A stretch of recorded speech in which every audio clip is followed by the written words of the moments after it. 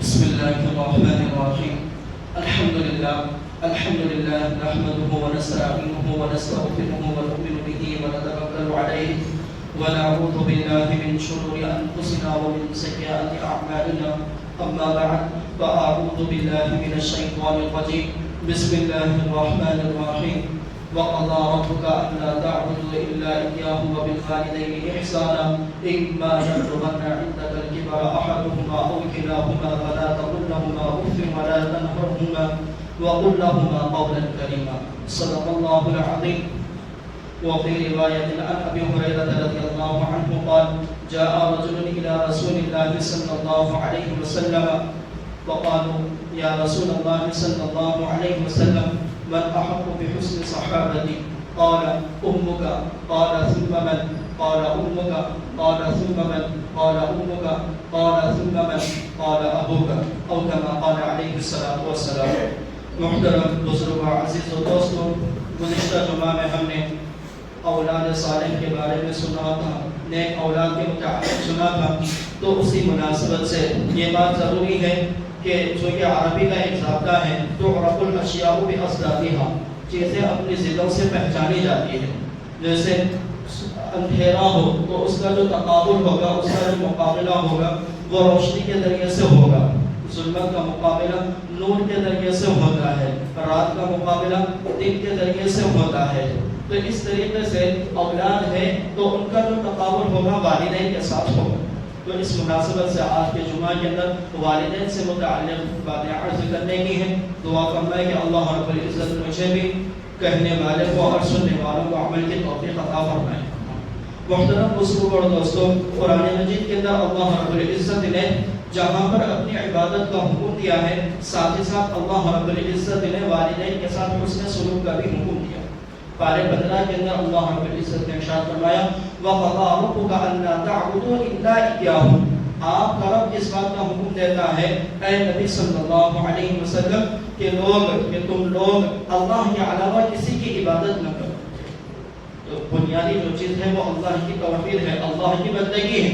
توحید کو جب آدمی مان لیتا ہے، اللہ پر ایمان لا لیتا ہے، اب سارے اعمال ہیں. تو جیسے ہی اللہ رب العزت نے اپنی بندگی کا حکم دیا ہے، اپنی عبادت کا حکم دیا ہے، ساتھ ہی ساتھ اللہ رب العزت نے ارشاد فرمایا کہ والدین کے ساتھ حسن سلوک کرو. بہت بڑا مقام ہے، بہت اونچا مقام ہے. آج ہمارے معاشرے کے اندر جو کمی پائی جا رہی ہے وہ والدین کی ہم ناقدری کرنے لگتے ہیں. حالانکہ رسول اکرم صلی اللہ علیہ وسلم نے ارشاد فرمایا ہے کہ کوئی گناہ اس بات کا زیادہ مستحق نہیں ہے، کہ کوئی گناہ ایسا نہیں ہے کہ جس کے اللہ تعالیٰ اس کو دنیا کے اندر جلد سے جلد سزا دے دے. آدمی بسا اوقات اپنی کم فہمی کی وجہ سے، نادانی کی وجہ سے، سستی اور غفلت کی وجہ سے بہت سارے گناہ کر بیٹھتا ہے. ہم بھی معاشرے کے اندر رہتے ہیں تو ہم سے بھی جانے اجانے بہت سارے گناہ ہو جاتے ہیں. کبھی آنکھوں سے ہو رہے ہیں، کبھی کانوں سے ہو رہے ہیں، مختلف اعضاء سے ہمارے گناہ ہو رہے ہیں. سارے گناہ ایک طرف ہے، لیکن اللہ تعالیٰ ان گناہوں کی پکڑ اور ان کی سزا آخرت میں دیں گے. لیکن بعض گناہ ایسے ہیں جن کی اللہ تعالیٰ دنیا کے اندر ہی سزا دے دے. تو ان میں سے 2 گناہ ہیں. ایک گناہ تو وہ ہے جو والدین کی نافرمانی کرنے والا ہے. جو آدمی دنیا کے اندر اپنے والدین کی نافرمانی کرتا ہے، اللہ تعالیٰ اس کو آخرت میں تو اس کی سزا دیں گے ہی دیں گے، لیکن دنیا میں بھی اس کو سزا دینی چاہیے. تو کتنے ڈرنے کی بات ہے. اور پھر اسی طریقے سے دوسرا جو گناہ بیان کیا گیا ہے، ظلم و ستم، ایک دوسرے کے اوپر زیادتی کرنا. کہ جب آدمی کسی کے اوپر ظلم کرنے لگتا ہے، ظالم بن جاتا ہے، تو ظالم آدمی کو اللہ تعالیٰ آخرت میں تو سزا دیں گے ہی دیں گے، لیکن پھر اور سزا اس کو دنیا کے اندر بھی مل جاتی ہے. تو محترم بزرگوں اور دوستوں، والدین کی قدردانی کرنا چاہیے. ایک موقع پر اللہ کے رسول صلی اللہ علیہ وسلم نے ارشاد فرمایا: رغم انفہ رغم انفہ رغم انفہ. 3 مرتبہ اللہ کے نبی صلی اللہ علیہ وسلم نے ارشاد فرمایا. عربی کا ایک ضابطہ ہے کہ کسی بات کے اندر جان پیدا کرنا ہے، تاکید پیدا کرتا ہے، قوت اس کلام کے اندر پیدا کرتا ہے، تو اس کی تکرار کر دی جاتی ہے. اس جملے کو مکرر لایا جاتا ہے، اس بات کو 2 مرتبہ 3 مرتبہ بتایا جاتا ہے تاکہ اس کی اہمیت سمجھ میں آ جائے. تو اللہ کے نبی صلی اللہ علیہ وسلم نے ارشاد فرمایا: وہ اس آدمی کی ناک خاک آلود ہو جائے. اس کا ترجمہ یہ ہے رغم انفہ، اس آدمی کی ناک خاک آلود ہو جائے۔ اس کا مطلب کیا ہے؟ اس کا مطلب یہ ہے کہ وہ آدمی ہلاک ہو جائے، برباد ہو جائے۔ تو اللہ کے نبی صلی اللہ علیہ وسلم نے 3 مرتبہ فرمایا وہ آدمی ہلاک اور برباد ہو جائے، وہ آدمی ہلاک اور برباد ہو جائے، وہ آدمی ہلاک اور برباد ہو جائے۔ صحابہ نے عرض کیا قیل یا رسول اللہ ومن، اے اللہ کے رسول صلی اللہ علیہ وسلم ایسا گستاخ آدمی، ایسا بدنصیب آدمی کون ہے جس کے لیے رسول اکرم صلی اللہ علیہ وسلم بددعا دے رہے ہیں؟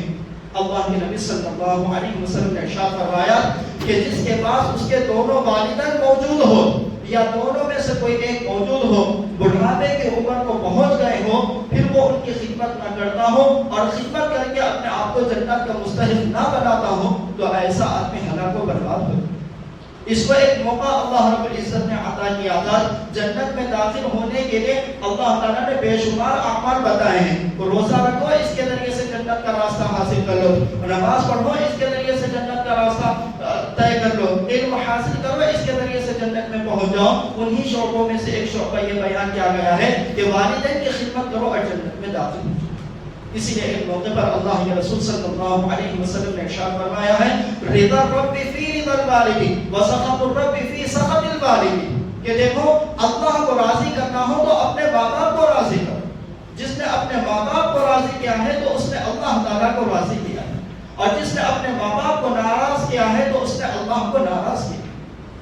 آج ہمارے معاشرے کے اندر دیکھیں، ہم دوستوں کے اندر تو بڑی خوشی سے ملتے ہیں، ان کا استقبال کرتے ہیں، ان کو گلے لگاتے ہیں، ساری ضروریات، ساری باتیں ان سے بتاتے ہیں، اپنے دکھڑے میں ان کو سناتے ہیں، اپنی خوشی کے موقع میں بھی ان کو شامل حال رکھتے ہیں، لیکن ہمارے والدین کے ساتھ ہمارا کیا سلوک؟ تو محترم بزرگ اور دوستوں، والدین کے بہت بڑی نعمت ہے، ان کی خدمت کرنا آدمی کو مصیبت، بڑی سی بڑی مصیبت میں بچا لیتا ہے۔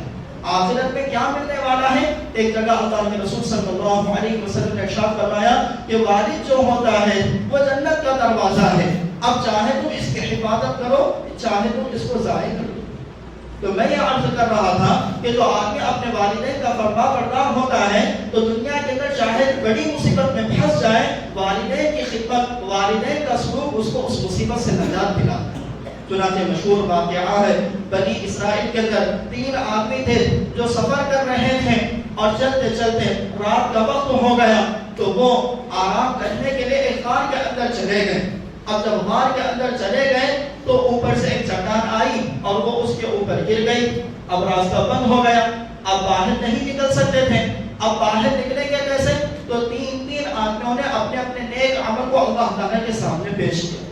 تو ان میں سے ایک شخص وہ بھی تھا جو اپنے والدین کا خدمت گزار تھا، جو اپنے والدین کی خدمت کرنے والا تھا۔ اس نے ہاتھ اٹھایا اور اللہ تعالیٰ سے دعا کی، اے اللہ تعالیٰ میرا معمول یہ ہے کہ میں اپنے بکریوں کو چرانے کے لیے لے کر جاتا ہوں اور پھر ان کو واپس لاتا ہوں، ان کا دودھ نکالتا ہوں اور اپنے والدین کو پلاتا ہوں، پھر اپنے بیوی بچوں کو پلاتا ہوں، اپنے غلام بالیوں کو پلاتا ہوں۔ ایک مرتبہ ایسا ہوا کہ میں چارے کی تلاش میں دور نکل گیا، بکریوں کو چراتا چراتا چراتا دور چلا گیا، اور جب میں واپس پہنچا تو میرے بوڑھے ماں باپ سو چکے تھے۔ تو میں نے یہ گوارا نہیں کیا کہ اپنے بوڑھے والدین کو جگاؤں، ان کی نیند خراب کروں، لہذا میں دودھ کا پیالہ لے کر ان کے پیروں کے پاس کھڑا ہو گیا۔ اب انتظار کر رہا ہوں، دیکھ رہا ہوں کہ میرے والدین کب بیدار ہوں گے، حالانکہ میرے بچے بھی بھوکے پیاسے ہیں، وہ بھی بھوک سے تڑپ رہے ہیں اور رو رہے ہیں میرے قدموں میں، لیکن میں نے ماں باپ سے پہلے بچوں کو پلانا بھی گوارا نہیں کیا اور ان کو جگانا بھی مناسب نہیں سمجھا کہ کیسے ان کو جگاؤں۔ تو میں رات بھر کھڑا رہا اور جب والدین بیدار ہوئے تو میں نے ان کو دودھ کا پیالہ پیش کیا، انہوں نے دودھ پیا اور مجھے دعائیں دی۔ اب یہ بندہ کہہ رہا ہے، اے اللہ اگر میں نے اپنے والدین کی خدمت کی ہے، اگر آپ کو میری یہ خدمت کرنا پسند آئے تو آج ہم کو اس مصیبت سے نجات دے دیجیے۔ اللہ تعالیٰ کے لیے وہ عمل تھا، والدین کے ساتھ حسن سلوک تھا، اللہ تعالیٰ نے اس کی دعا کو قبول فرمایا اور پھر باہر نکلنے کا راستہ بتا دیا۔ تو محترم بزرگ اور دوستوں، ہم سب کے لیے ضروری ہے کہ والدین، آج ہمارے معاشرے کے اندر کسی عزیز نے یہ بھی عرض کیا تھا، وہ خود اپنے زبان حال بیان کر رہے تھے کہ گھر کے اندر جوان بیٹا ہے لیکن کبھی پوچھتا نہیں ہے کہ طبیعت کیسی ہے، کھانا کھائے یا نہیں کھائے، اس طریقے سے بھی دریافت نہیں کرتا ہے۔ جب میں گھر کے اندر آتا جب میں باہر رہتا ہوں تو وہ گھر کے اندر جاتا ہے. ہم اپنی پوری ضروریات اپنے دوستوں سے بیان کر رہے ہیں، لیکن جو ماں باپ ہے ان کے ساتھ بیان نہیں. ان کی خدمت کرنا چاہیے، ان سے اپنے معاملات کو بتانا چاہیے. اسی لیے ایک صحابی اللہ کے رسول صلی اللہ علیہ وسلم کی خدمت میں حاضر ہوئے اور عرض کیا، اے اللہ کے رسول صلی اللہ علیہ وسلم، میرے حسن سلوک کا سب سے زیادہ حقدار کون ہے؟ یعنی میں دنیا میں رہتے ہوئے کس کے ساتھ سب سے اچھا معاملہ کروں، میں ان کے ساتھ نیکی کے ساتھ پیش آؤں، ایسا کس کے ساتھ مجھے پیش کرنا چاہیے، کس کے ساتھ میں نیکی کے ساتھ معاملہ کروں؟ اللہ کے رسول صلی اللہ علیہ وسلم نے ارشاد فرمایا، امو کا، تمہاری ماں ہے، تمہاری ماں کے ساتھ سب سے زیادہ حسن سلوک کرو. انہوں نے پھر دوسری مرتبہ سوال کیا، اے اللہ کے رسول صلی اللہ علیہ وسلم، پھر ان کے بعد کس کے ساتھ حسن سلوک کروں؟ اللہ کے نبی صلی اللہ علیہ وسلم نے ارشاد فرمایا، دوسری مرتبہ بھی یہی فرمایا، اپنی ماں کے ساتھ حسن سلوک کرو. پھر تیسری مرتبہ انہوں نے سوال کیا، پھر ان کے بعد کس کے ساتھ حسن سلوک کروں؟ اللہ کے رسول صلی اللہ علیہ وسلم نے ارشاد فرمایا کہ پھر اپنی ماں کے ساتھ حسن سلوک کرو. 3 مرتبہ سوال کیا، تینوں مرتبہ اللہ کے نبی صلی اللہ علیہ وسلم نے ارشاد فرمایا اپنے ماں کے ساتھ حسن سلوک. پھر چوتھی مرتبہ انہوں نے سوال کیا کہ پھر اس کے بعد کس کے ساتھ حسن سلوک کروں؟ اللہ کے رسول صلی اللہ علیہ وسلم نے ارشاد فرمایا کہ اس کے بعد اپنے باپ کے ساتھ حسن سلوک کرو. تو 3 مرتبہ ماں کا حق زیادہ بنتا ہے، والدین میں باپ کے اوپر ماں کا حق زیادہ بنتا ہے. قرآن مجید کے اندر بھی اللہ رب العزت نے ارشاد فرمایا، وَوَصَّيْنَا الْإِنسَانَ بِوَالِدَيْهِ حَمَلَتْهُ أُمُّهُ كُرْهًا وَوَضَعَتْهُ كُرْهًا. ایک جگہ تو یہ فرمایا ہے اور دوسری جگہ فرمایا ہے وَوَصَّيْنَا الْإِنسَانَ بِوَالِدَيْهِ حَمَلَتْهُ أُمُّهُ وَهْنًا عَلَى وَهْنٍ، کہ اس کی ماں نے اس کو بوجھ پر بوجھ اپنے پیٹ میں اٹھائے رکھا. ماں کا بہت بڑا حق ہے، ماں کی خدمت کرنا چاہیے. آج ہم دیکھتے ہیں قرآن مجید کے اندر اللہ رب العزت نے بڑے تاکید کے ساتھ فرمایا ہے، فَلَا تَقُلْ لَهُمَا أُفٍّ، کہ تم اپنے والدین کو اف بھی نہ کرو. عربی کے اندر اف جو کلمہ ہے یہ ایسا کلمہ ہے کہ مفسرین کرام فرماتے ہیں اگر اس سے بھی کم درجے کا کوئی کلمہ ہوتا تو اللہ تعالیٰ اس کو بھی ذکر کرے. جیسے ہم اپنے معاشرے کے اندر سختی سے بات کرنے لگتے ہیں، آنکھیں دکھانے لگتے ہیں، ماں کی کوئی بات سمجھ میں نہیں آئی، نگاہیں تیز ہو گئی، آنکھوں کے اندر سرخی آ گئی، لالے آ گئی، زبان سے ہمارے جملے نکل جاتے ہیں. تو فَلَا تَقُلْ لَهُمَا أُفٍّ، کہ اپنے والدین کو اف بھی نہ کہو. اگر اف سے بھی کم کوئی کلمہ ہوتا تو اللہ تعالیٰ اس کو بھی ذکر کرے. تو میں یہ عرض کر رہا تھا کہ ایک مرتبہ اللہ کے نبی صلی اللہ علیہ وسلم، ماں کا حق سب سے زیادہ ہے، اس لیے زیادہ ہے کہ اس کی ماں نے اس کو بوجھ پر بوجھ اٹھا کر رکھا ہے. ایک صحابی اللہ کے نبی صلی اللہ علیہ وسلم کی خدمت میں حاضر ہوئے اور عرض کیا، اے اللہ کے رسول صلی اللہ علیہ وسلم، میری والدہ ضعیف ہے، بوڑھی ہو چکی ہے اور پیروں سے معذور ہو چکی ہے، وہ اپنی ضروریات پوری نہیں کر سکتی ہے. میں ان کو اپنے ہاتھوں سے کھلاتا ہوں، میں ان کو پانی پلاتا ہوں، میں ان کو وضو کراتا ہوں، حتیٰ کہ میں نے ان کو اپنے اوپر بٹھا کر ٹوکرے میں رکھ کر میں نے ان کو حج کرایا ہے. حج کے اندر کیا ہوتا ہے؟ بیت اللہ کا طواف کیا جاتا ہے، 7 چکر میں نے بیت اللہ کے ان کو لگوائے ہیں. وقوف عرفہ کے اندر مختلف وہاں پر حجاج کرام جو اعمال کرتے ہیں وہ سارے اعمال میں نے کیا ہے، میں نے اپنے والدہ کو حج کرایا ہے، اپنے کاندھوں پر بٹھا کر میں نے ان کو یہ عبادت ادا کرائی ہے. تو کیا میں نے اپنے والدہ کا حق ادا کر دیا؟ یہ سوال. اللہ کے نبی صلی اللہ علیہ وسلم نے ارشاد فرمایا، اے اللہ کے بندے، تو نے اپنی ماں کا ذرہ بھی حق ادا نہیں کیا. تیری ماں نے جس وقت تجھے جنا تھا اور جننے کی وجہ سے جو تکلیف ہوئی تھی، اس وقت اس نے جو آہ نکالی ہے تو اس آہ کا بھی تو نے حق ادا نہیں کیا. تو محترم بزرگوں اور دوستوں، ان کے بڑے احسانات ہیں، ان کے احسانات سے اللہ تعالیٰ یہ رزق عطا فرماتے ہیں. اسی لیے حدیث پاک کے اندر رسول اکرم صلی اللہ علیہ وسلم نے ارشاد فرمایا ہے کہ تمہارے کمزوروں کی وجہ سے اور تمہارے بڑوں کی وجہ سے تمہیں روزی دی جاتی ہے. یہ ہمارا رزق کا دروازہ کھولنے والے ہیں. سورہ کہف کے اندر حضرت موسیٰ علیہ السلام کا قصہ اور حضرت خضر علیہ السلام کا واقعہ بیان کیا گیا ہے. تفصیل واقعہ ہے لیکن اس میں سے ایک جو جز ہے، ایک جو بات ہے، وہ یہ بات ہے کہ حضرت خضر علیہ السلام نے ایک تعبیر یہ بتائی تھی کہ وہ 2 بچے ایک بستی کے اندر پہنچے تھے. حضرت موسیٰ علیہ السلام اور خضر علیہ السلام ان بستی والوں سے کھانا مانگا تو بستی والوں نے کھانا دینے سے انکار کر دیا. تو موسیٰ علیہ السلام اور خضر علیہ السلام جا رہے تھے تو وہ دیوار گر رہی تھی. اس بستی کے اندر ایک گھر تھا, اس کی دیوار گر رہی تھی. تو خضر علیہ السلام نے اس کی دیوار کو ٹھیک کر دیا, درست کر دیا. تو موسیٰ علیہ السلام کہنے لگے اگر تم اجرت لے لیتے دیوار کے ٹھیک کرنے پر, ایک تو ہم اس بستی والوں سے کھانا مانگ رہے ہیں, یہ ہم کو کھانا نہیں دے رہے ہیں, پھر دوسری بات یہ کہ تم بغیر عوض کے ان کی دیوار کو ٹھیک کر رہے ہیں. تو یہ تو سوالات ہوتے رہے, لیکن اس کی ایک تو مصلحت یہ بیان کی ہے, وہ یہ بیان کی ہے کہ اس گھر کے اندر اس دیوار کے نیچے خزانہ رکھا ہوا تھا. لغلامین یتیمین, وہ دو چھوٹے بچے ہیں, ابھی نابالغ بچے ہیں, ان دو بچوں کا وہ خزانہ ہے. اور وہ خزانہ کس وجہ سے ہے؟ ان کے نیک والدین کی وجہ سے. تو محترم مسلمان اور دوستو, ہم سب کے لیے ضروری ہے ان جمعہ کے موقع پر ان عناوین کو بیان کرنا.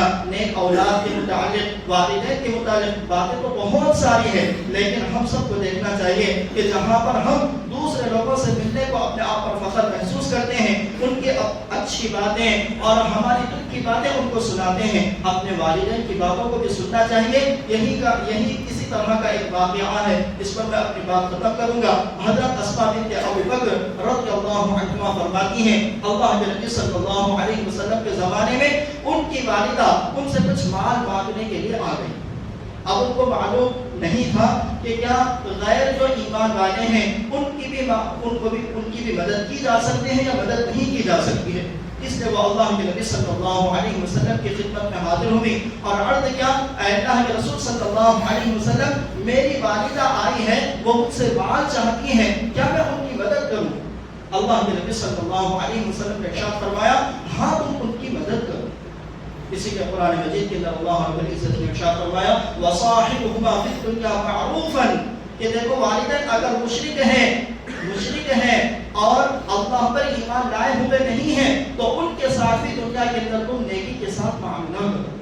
جو غیر مومنین ہیں, مشرکین ہیں, ان کے ساتھ ایسا رویہ, ایسا سلوک کرنے کا حکم دیا ہے, تو پھر ہمارے ماں باپ جو مومن ہیں, مسلمان ہیں, ان کے ساتھ کس قدر احسان کرنا چاہیے. اللہ رب العزت سے دعا ہے کہ اللہ رب العزت ہم سب کو اپنے والدین کی قدردانی کی توفیق عطا فرمائے. جو حضرات سنت